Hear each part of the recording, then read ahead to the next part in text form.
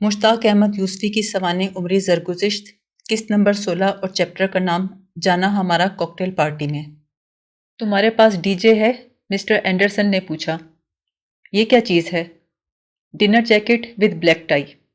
وہ جس کا کلر سیاہ کاٹن کا ہوتا ہے اور پتلون پر بینڈ بجانے والوں کسی ریشمی پٹی لگی ہوتی ہے۔ ہاں وہی۔ سلوالو ڈسمس ہونے کے بعد بینک انتظامیہ کی طرف سے بینڈ بجانے پر کوئی پابندی نہیں ہے۔ By the way dinner jacket پہن کر بینکر کی صورت بھی اشرافوں کسی نکل آتی ہے۔ سر میں ڈنر جیکٹ پہن کر کہاں جاؤں گا؟ اردو میں مثل ہے کہ جنگل میں مور ناچا کس نے دیکھا؟ How stupid! جاننا چاہیے کہ مور تو صرف اپنی مادہ کو دکھانے کے لیے ناچتا ہے، اس سے آدمی کو کیا رغبت ہو سکتی ہے؟ تم پروموشن کے بعد بوٹ کلب یا سندھ کلب کے ممبر نہیں بنے؟ اب تو غیر یورپی بھی ممبر بن سکتے ہیں، کیا ساری تنخواہ دال روٹی پر ضائع کر دیتے ہو؟ سر میں بس سے آتا جاتا ہوں، پیر الہی بخش کالونی کے بس اسٹاپ کے بھیڑ بھڑکے اور کشم پچھاڑ سے جی اتنا ڈرتا ہے کہ صبح 2-2.5 میل پیدل چل کر گرو مندر سے بس پکڑتا ہوں تاکہ دفتر بغیر قمیص کے نہ پہنچوں۔ بینک کے جنرل مینیجر کو اس سے سروکار نہیں کہ تم اپنے نیم رضامند وجود کو ڈرائنگ روم سے بینک میں کس طرح ڈھو کر لاتے ہو۔ جس کوارٹر میں ہم رہتے ہیں اس میں کوئی ڈرائنگ روم نہیں ہے، ہمارے حصے میں فقط ایک کمرہ ہے جس میں قالین نہیں وال ٹو وال بچے ہیں۔ میں تمہاری مفلوق الحالی کی بے مثل منظر کشی سے بے حد متاثر ہوا ہوں، لیکن یاد رہے مغرب میں ذاتی مشکلات کا اسٹریپٹس بدمذاقی سمجھی جاتی ہے۔ اچھا 27 تاریخ کو میرے ساتھ کاکٹیل میں چلے چلنا، پھر تمہیں کیلیڈونین سوسائٹی کے اینول وال میں بھی لے چلوں گا۔ اسکاٹ کلچر اور پہناوے دیکھ کر تمہاری آنکھیں پھٹی کی پھٹی رہ جائیں گی۔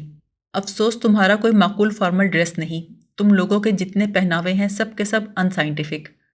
برا نہ ماننا، میں نے کلکتہ میوزیم میں اودھ کے نواب کی تصویر دیکھی تھی، مونسون کے حبس میں جسم پر اچکن، ڈھاکہ ململ کا انگرکھا اور کمر سے لے کر ٹخنوں تک سرکس والوں جیسا انڈر ویئر، کیا کہتے ہیں اسے؟ چوڑی دار پاجامہ۔ ہاں وہی، ویری ان سائنٹیفک۔ ذرا اپنے لباس پہ غور تو کرو، 116 ڈگری ٹیمپریچر میں سر پہ 20 گز لمبا صافہ اور اس کے جنوب میں 10 گز کی شلوار، آل ویری ان سائنٹیفک۔ لیکن یورپین لباس تو اس سے بھی زیادہ ان سائنٹیفک ہے۔ برف گر رہی ہو اور ٹیمپریچر نقطہ انجماد سے 20 ڈگری کم ہو تو ہٹے کٹے مرد تو دوہرے اونی موزے اور گرم اونی پتلون پہنتے ہیں، جبکہ نازک اندام عورتوں کی ٹانگیں رانوں تک کھلی رہتی ہیں۔ اس نے اینک کے اوپر سے گھورتے ہوئے کہا، تمہیں ان کی کھلی ٹانگوں پر کیا اعتراض ہے؟ نو سر، مجھے تو باقی ماندہ لباس پر اعتراض ہے۔ کل تم نے مجھے بیلجین فرانک کا بھاؤ غلط بتا دیا تھا، آئندہ ایسی غلطی نہ کرنا۔ اس نے یوں ظاہر کیا جیسے آخری فقرہ سنا ہی نہ ہو۔ یہ وہ زمانہ تھا جب فوج، ICS اور بڑی کمپنیوں میں انگریزوں کی ماتحتی میں کام کرنے والے دیسی افسر اپنے آپ کو روشن خیال اور سول ثابت کرنے کی خاطر دل پہ جبر کر کے شراب پینا سیکھتے تھے، اور کچھ دن کی مشق کے بعد ایسے رواں ہوتے کہ نہ پینے کے لیے دل پہ جبر کرنا پڑتا تھا۔ روز کہیں نہ کہیں کاکٹیل ہوتی تھی۔ آدمی ذرا سوشل اور خوش اخلاق ہو تو سال کے 365 دن دوسروں کے خرچ پہ خود کو ہر شام الو بنا سکتا تھا۔ یہ پارٹیاں بیک وقت انگریزوں سے تقریب، بہر ملاقات، مفت مے نوشی اور صاحبان امروز تک رسائی کا پاسپورٹ ہوتی تھیں۔ لیکن عجیب مخمصہ تھا، کچھ مسلمان افسر تو اس الزام میں نکال دیے جاتے تھے کہ سوشل نہیں ہیں کیونکہ شراب نہیں پیتے، بقیہ کو اس بنا پر برخاست کر دیا جاتا تھا کہ الکوہلک ہو گئے ہیں، مکس پارٹیز میں دھند مچاتے ہیں۔ 2-4 خوش قسمت ہی برخاست ہونے کی ذلت سے بچتے تھے، اور یہ وہ ہوتے جو ڈسمس ہونے سے پہلے جگر کے سروسس میں باعزت طریقے سے وفات پا جاتے تھے۔ کہا جاتا ہے قرون وسطیٰ میں انگلینڈ کے لوگ بھوت پریت کے بہت قائل تھے۔ کسی عورت پر چڑیل یا ڈائن ہونے کا شبہ ہونے پر یہ تحقیق کرنے کے لیے کہ وہ واقعی چڑیل ہے یا بے گناہ، گاؤں کے پنچ پٹیل اس کے ہاتھ پاؤں رسیوں سے کستے اور بھاری پتھر سے باندھ کر نزدیک ترین دریا میں پھینک دیتے۔ اگر وہ ڈوب جائے تو ثابت ہو جاتا کہ چڑیل نہیں معصوم تھی، اگر نہ ڈوبے تو اس کا چڑیل ہونا مسلم۔ دوسری صورت میں اسے پانی سے نکالتے، گرم کپڑے پہناتے، اچھے اچھے کھانے کھلاتے اور آگ میں زندہ جلا دیتے کہ چڑیل کی اس زمانے میں یہی سزا تھی۔ الزاموں کی نوعیت بدلتی رہتی ہے، مگر زمانے کا طرز تعزیر آج بھی وہی ہے۔ مسٹر اینڈرسن کچھ دن سے ہم پر بہت مہربان تھے، اب ہم ان کے مشیر خاص تھے، یعنی وہ ہر اہم مسئلے میں ہم سے مشورہ لیتے اور ہمیشہ اس کے خلاف عمل کر کے کامیاب ہوتے۔ کچھ عرصے سے ہم خود بھی محسوس کر رہے تھے کہ ہر چند ہماری تنخواہ میں ایک پیسے کا بھی اضافہ نہیں ہوا، لیکن جب سے ہم چیف اکاؤنٹنٹ، کمپنی سیکرٹری اور انسپیکٹر آف برانچز کے عہدوں پر بیک وقت فائز ہوئے تھے، ہمارے امیج میں ایک خوشگوار تبدیلی آ گئی تھی۔ مطلب یہ اب پہلے سے بہتر سگریٹ 3 ٹوٹے کر کے پینے لگے تھے۔ اس سے پہلے ایک گھٹیا سگریٹ کے 2 ٹوٹے کر کے پیتے تھے۔ اب ڈالڈا چھوڑ کے اصلی گھی کے نام پہ دھوکہ کھانے لگے تھے۔ لباس کے لوازمات سے بھی نخوت سی چھلکنے لگی تھی، یعنی ٹائی کی گرہ پہلے سے زیادہ پھولی ہوتی اور موزے بھی پھٹے ہوئے نہیں پہنتے تھے۔ مختصر یہ کہ ہر چیز سے افسری کی شان ٹپکنے لگی تھی۔ چاؤ میں آ کر اگلے ہفتے مکان بھی تبدیل کر لیا۔ اس محلے میں ایک نہیں کئی سوداگر رہتے تھے۔ علاقے کے پوش ہونے کا اندازہ اس سے لگا لیجئے کہ ہماری چھوٹی بٹیا ہمسایوں کے بچوں کے بارے میں پوچھنے لگی، بابا یہ ہر روز عید کے کپڑے پہنے کیوں پھرتے ہیں؟ گڈو میاں نے ان کی دیوار پر ساگوان کی پینٹنگ دیکھی تو حیران ہو کر بولے، بابا انہوں نے تو دیواروں پر بھی فرنیچر لٹکا رکھا ہے۔ اب ہمارے غسل خانوں میں کائی لگے گھڑوں اور ٹینکی کی بجائے گرم اور ٹھنڈے پانی کا اہتمام تھا، یعنی واش بیسن کی ٹوٹی سے گرمیوں میں گرم اور سردیوں میں سرد پانی نکلتا۔ دانت اب کوئلے سے نہیں مانجتے تھے، مہینے کی آخری تاریخوں میں ٹیوب پر کود کود کر پیسٹ کشید کرتے تھے۔ انہی دنوں مسٹر اینڈرسن نے ازراہ پرورش اپنا پرانا فریج ہمیں 400 روپے میں فروخت کر دیا، نیا 750 روپے میں آتا تھا۔ ہمارے ہاں مہینوں اس میں پپیتے لڑکتے رہے اور بینگن برفاتے رہے۔ پہلے دن تو ہم نے اس میں کوری سراہی بھی رکھی دیکھی۔ 3-4 دن استعمال کرنے کے بعد معلوم ہوا کہ اس کا موٹر اینڈرسن کے مزاج کی طرح ہے، 4-5 منٹ چل کر آگ بگولا ہو جاتا اور شور و غوغا کرنے لگتا۔ اسے ٹھنڈا رکھنے کے لیے اسی کمپنی کا بنا ہوا پنکھا 350 روپے میں خریدا، جو 24 گھنٹے اس کے بلڈ پریشر کو بگڑنے سے باز رکھتا۔ نئے فریج کے مقابلے میں مجموعی سودا پھر بھی 25 روپے سستا پڑا، اور انہی داموں ایک کی بجائے 2 چیزیں ہاتھ لگ گئیں۔ اب ہم پیر الہی بخش کالونی کی اجلے پوش لانڈری کو 8 آنے یومیہ تاوان ادا کر کے اپنے کپڑے اس بے دردی سے ارجنٹ دھلواتے اور پھڑواتے بھی نہیں تھے کہ صبح دفتر جاتے ہوئے جو قمیض دے گئے شام کو شتابی چھڑوا لی، دھوبی کے پاس ایک رات بھی رہنے نہ دی۔ اب ہم نے 8 روپے سینکڑا میں نیا دھوبی لگا لیا تھا جو چوری نہیں کرتا تھا، بلکہ طبیعت میں احتیاط اتنی تھی کہ پہلی ہی دھلائی میں قمیض کے کالروں پر سامنے کی طرف دھوبی مارکا لگا دیا، تاکہ نشان دیکھ کر احباب پہچان جائیں کہ قمیض کے نیچے ہم ہی ہیں۔ پچھلا دھوبی کالر کو اچھی طرح استری نہیں کرتا تھا، البتہ موزوں اور انڈر ویئر میں کلف خوب لگاتا تھا۔ بنیان میں کلف لگانے کی شکایت ہم نے اس لیے نہیں کی کہ اگر وہ کلف نہ لگاتا تو 36 انچ کا جو بنیان دھلنے جاتا تھا وہ 46 انچ کا ہو کر آتا تھا۔ میاں والی کے اس دھوبی کی چوڑی چھاتی سے تنگ آ کر ہم نے ڈھونڈ ڈھانڈ کر لکھنؤ کا دھوبی لگایا تھا، جس کا ناپ ہم سے ملتا جلتا تھا۔ باقی رہا دفتر تو وہی کلرک جن کی خوشامد کر کے ہم نے کام سیکھا تھا، اب ہمیں پہلے تمیز سے سر کہتے، پھر آنکھ مار کے ہماری جمع تفریق کی غلطی نکالنے کی جسارت کرتے۔ جمع دار ہمیں تم کہنے لگا تھا، اس سے پہلے تسی کہتا تھا۔ غرض ہماری قدر و قیمت ہماری نظر میں کافی بڑھ چکی تھی۔ اب ہم کراچی کی بڑی دعوتوں میں مدعو بھی ہونے لگے تھے۔ بڑی دعوتوں سے مراد ایسی دعوتیں ہیں جن میں مہمانوں کی تعداد 4000 سے زائد ہو، جہاں ہمیں سوائے تمبو کنات والوں کے کوئی نہیں پہچانتا تھا، حتیٰ کہ میزبان بھی نہیں۔ دوسرے دن مسٹر اینڈرسن نے تاکیداً پھر کہا، 27 تاریخ بھول نہ جانا، ایسی کاکٹیل پارٹیوں کے دعوت نامے حاصل کرنا تمہارے فرائض منصبی میں شامل ہے۔ چوٹی کے انگریزوں سے تمہارا تعارف میں خود کرواؤں گا۔ خدا اور اس کے بندے ماریں یا چھوڑیں، جھوٹ نہیں بولیں گے۔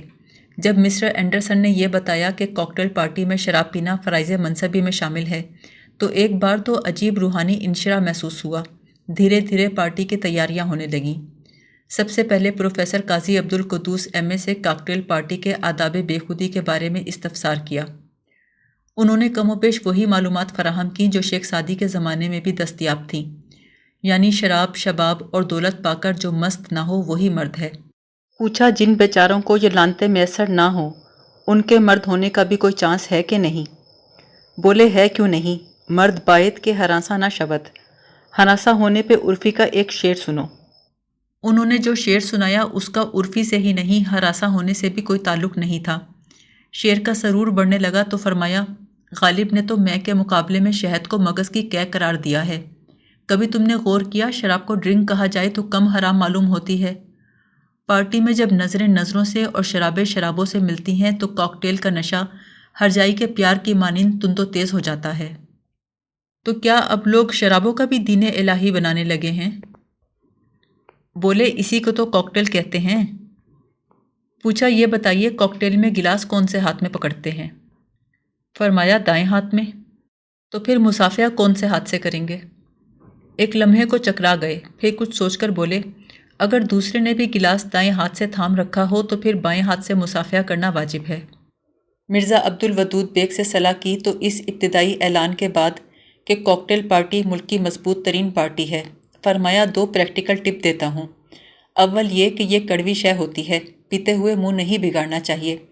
تمہارا تو سارا بچپن جوشاندے کسٹرائل اور ٹنکچر آیوڈین سے شغل کرتے گزرا ہے، پھر ڈرنا کیا؟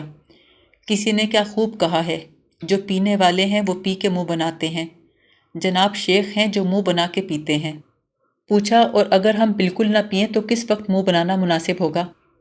فرمایا یہ تو حضور والا کے چہرے کا ہر وقت کا نارمل ایکسپریشن ہے۔ خیر دوسری ٹپ یہ ہے کہ پارٹی میں کوئی بیٹھ کے نہیں پیتا۔ پوچھا کیوں؟ فرمایا کھڑے ہو کر پیتے ہیں تاکہ جب گر پڑیں تو اندازہ ہو جائے کہ اب اعتدال لازمی ہے۔ جیسے جیسے 27 تاریخ قریب آتی گئی ہماری گھبراہٹ میں اضافہ ہوتا گیا۔ راہ راستے بھٹکانے والا کوئی رہبر نہیں مل رہا تھا۔ اس کی وجہ یہ تھی کہ جس طرح ملا کی دوڑ مسجد تک ہوتی ہے، ہماری دوڑ پاک بوہیمین کافی ہاؤس تک تھی۔ بالآخر نوابزادہ غفران اللہ خان سے رجوع کیا جو کراچی کے ہر کلب کے ممبر تھے اور جن کے بغیر شہر کی کوئی پارٹی مکمل نہیں سمجھی جاتی تھی۔ اینڈرسن کے ہم پیالہ تھے، اسی نسبت سے ہم پر بھی شفقت فرماتے تھے۔ باتوں میں وہ رس رچاؤ اور میٹھا سبھاؤ تھا جو چھلکی چھلکائی جنسی آسودگی، علم مجلسی اور 15,000 ایکڑ اراضی کی ملکیت سے پیدا ہو جاتا ہے۔ شہر سے باہر ان کا بہت بڑا باغ تھا جس میں صرف بوگن ویلیا ہی کی 100 سے زیادہ اقسام تھیں۔ بڑے بااصول جفاکش اور انسان دوست آدمی تھے، نان حلال اور آب حرام پر گزارا کرتے تھے۔ بڑے لطف و عنایت سے پیش آئے، پہلے جاپان سے منگائے ہوئے گلاب کے تختوں کی سیر کروائی، پھر وہ قطعہ دکھایا جس پر سیاہ چاول کاش کیے تھے۔ ہم نے پوچھا پیرو مرشد کیا یہ چاولوں کی کوئی افریقی ویرائٹی ہے؟ بولے نہیں، جنوبی امریکہ سے 2-4 مٹھی اوور کوٹ میں چھپا کر لے آیا تھا۔ جنگلی چاول تو مشیگن میں بھی پیدا ہوتا ہے، مگر وہ بات کہاں۔ اس سال 20 سیر چاول ہوئے ہیں جن پر 7,000 کی لاگت آئی ہے۔ جاتے وقت آدھا پونڈ سوغات لے جانا۔ لیکن انہیں کھاتے کیسے ہیں؟ فرمایا سیاہ چاول تو مغرور گردن والی مرغابی اور گلابی رم کے ساتھ مزہ دیتے ہیں۔ دسمبر میں یاد دلانا، ان دونوں کا بندوبست بھی کر دوں گا اور تحلیل غذا کے لیے آدھا گھنٹہ ڈورتھی کے ساتھ ڈانس بھی کروا دوں گا۔ اس کے بعد اپنی زمیندوز بار میں لے گئے جہاں ایک کونے میں نیگرو عورت کا لائف سائز برہنہ مجسمہ رکھا تھا۔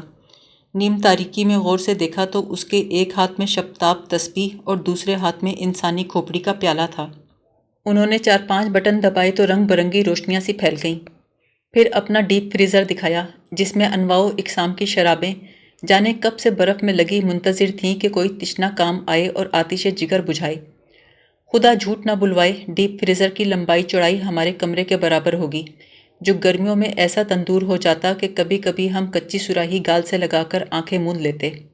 کہنے لگے میں ان 9 دولتیوں کی طرح نہیں ہوں جو ہر دوسرے تیسرے مہینے یورپ جاتے ہیں اور سارا زر مبادلہ نئی کاروں پر اور بچی کچی جوانی سیکنڈ ہینڈ کال گرلز پہ ضائع کر دیتے ہیں۔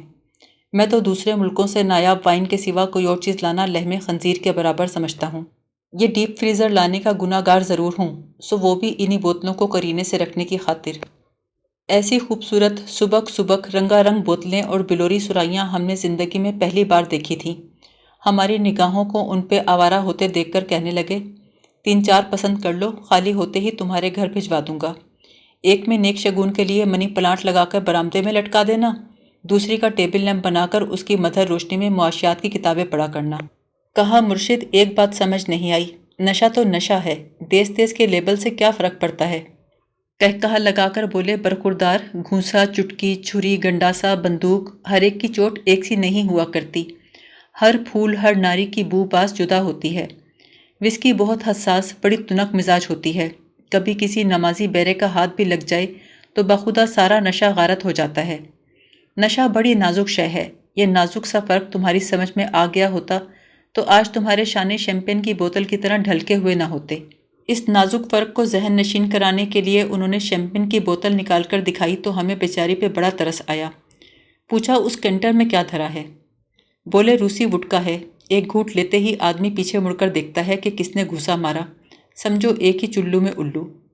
اور وہ اس عطردان میں فرانس کی سبز کوری نوک ہے، پگھلا ہوا زمرد، ڈنر کے بعد پی جاتی ہے۔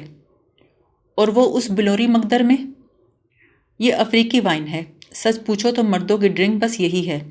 ایک چسکی لیتے ہی یوں محسوس ہوتا ہے کہ گلے سے مشل پردار مظاہرین کا جلوس گزر رہا ہے، اور یہ بیل کو سانی کھلانے کی ناند میں کیا چھلک رہا ہے جس میں ایک ڈونگا بھی پڑا ہے۔ ارشاد فرمایا نیچ ہے، اسی طرح ناند میں بھر کے لان پہ رکھ دی جاتی ہے۔ ایک دوست کے ہاں ہاؤس وارمنگ پارٹی ہے، اسے بھیجنی ہے۔ یہ رواج تو غالب کے دور میں بھی تھا، صحنے چمن میں رکھ دی میں مشک بو کی ناند، جو آئے جام بھر کے پیے اور ہو کے مست، سبزے کو روندتا پھرے پھولوں کو جائے پھاند۔ فرمایا 4 مصروں کی ربائی کو ہندی میں چوپائی بولتے ہیں، آپ نے تو صحنے چمن میں تپائی ہی رکھ دی۔ میرے والد کو عادت تھی کہ کوئی بری خبر سنتے، مثلاً کھڑی فصل کو پالا مار جاتا یا خاندان میں غمی ہو جاتی تو شعر پڑھتے تھے۔ آپ خوش ہوتے ہیں تب بھی شعر پڑھتے ہیں؟ ان کی حیرانی کو نظر انداز کر کے پوچھا، اور یہ کیا بلا ہے جو رنگ و بو سے مست خچر کا قارورہ معلوم ہوتا ہے؟ فرمایا لا حول ولا قوت، یہ تو دنیا کی مشہور ترین جرمن بیئر ہے، نازی انقلاب کی بنیاد بیئر خانوں میں ہی رکھی گئی تھی۔ پھر ڈیپ فریزر بند کر کے اردو زبان کی تہی دامنی کا گلہ کرتے ہوئے فرمانے لگے، ہمارے ہاں تو ہر تیز پانی کے لیے صرف ایک گالی ہے، شراب، اور فارسی میں تو گلاب تک کے لیے علیحدہ لفظ نہیں ہے۔ دیکھا جائے تو انگریز نے ہمیں کتوں، پھولوں اور شراب کی اقسام اور نفاستوں سے روشناس کرایا، ہم نے گرہ لگائی، اور کیا، یہاں کیا دھرا تھا؟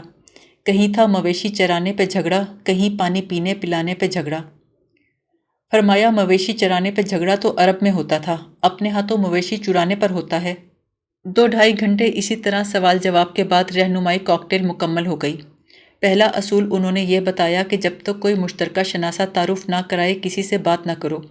انگریز تو جب تک باقاعدہ انٹروڈکشن نہ ہو گالی کا جواب بھی نہیں دیتا۔ نمبر 2، ایک ہی جگہ اتنی دیر جم کے کھڑے نہ ہو کہ جملہ پورا ہو جائے، سرکولیٹ کرتے رہو۔ نمبر 3، جو تم سے رتبے میں چھوٹا ہو یا آگے چل کر کام نہ آ سکے اس کی صحبت سے گریز کرو، اور جو رتبے میں تم سے بڑا ہو اور تمہارا نوٹس نہ لے تو تم بھی اس کا نوٹس نہ لو۔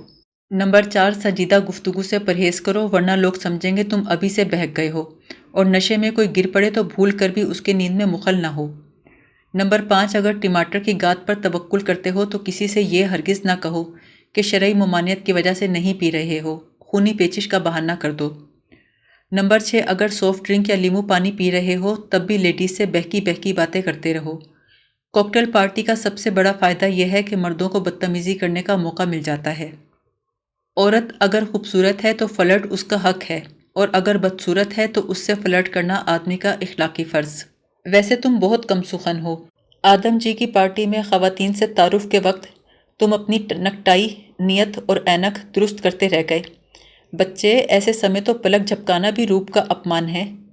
نمبر 7، اعتماد سے بات کرو، آنکھوں میں آنکھیں ڈال کے، بلکہ آنکھیں نکال کے۔ وسکی کا کمال یہ ہے کہ ہر گھونٹ کے ساتھ اپنی بات کا وزن بڑھتا محسوس ہوتا ہے۔ عرض کیا یہ کیفیت تو لیبریم کی گولی سے بھی پیدا کی جا سکتی ہے۔ فرمایا بہت فرق ہے، لیبریم کھانے کے بعد بلی کو چوہے کی حاجت بھی نہیں رہتی، اسے خواب میں بھی چھیچڑوں کی بجائے بلے نظر آتے ہیں۔